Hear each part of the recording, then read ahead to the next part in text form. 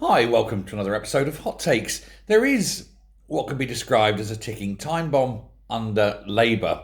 This is with regards to the special educational needs children, the SEND sector.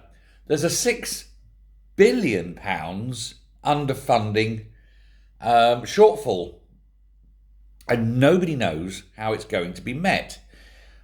Labour say, oh, we're the party of, looking after people. We're the people party. We're the ones who look after the underprivileged and the needy.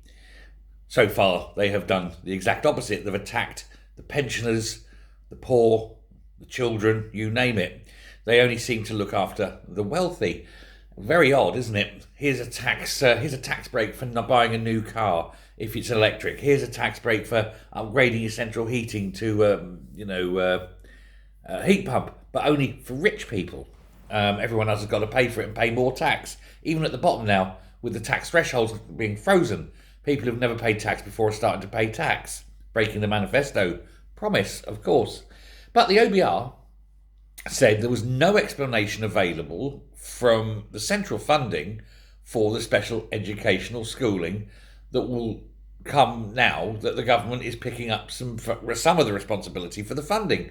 There's a £6 billion gap, which the Department for Education will have to cover, but nobody knows how.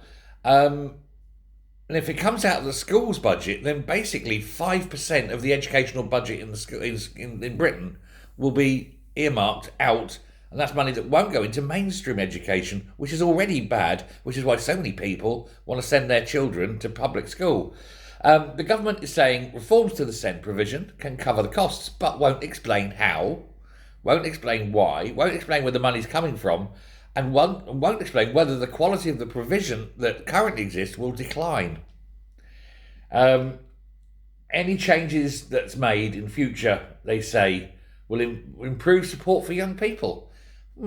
I don't believe them. Do you? This sounds like lies, like so much of what comes out of the mouths of the Labour Party.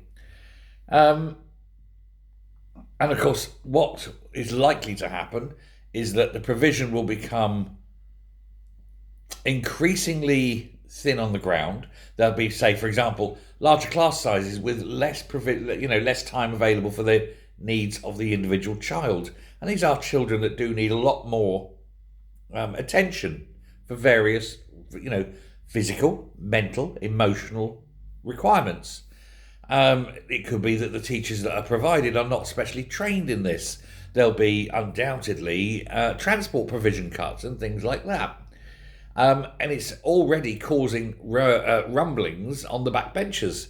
There's another Labour backbench rebellion brewing, on top of all the other ones, really. Is this something that Reeves will be able to get her head around, assuming Reeves is still there, or whoever the Chancellor will be? Or will it be just one of those, oh, well, we'll shrug our shoulders and make it up as we go along? Who knows? But I tell you who's going to suffer. It's going to be the children again, isn't it? It's going to be the vulnerable, as always, with Labour. Thanks very much. Bye.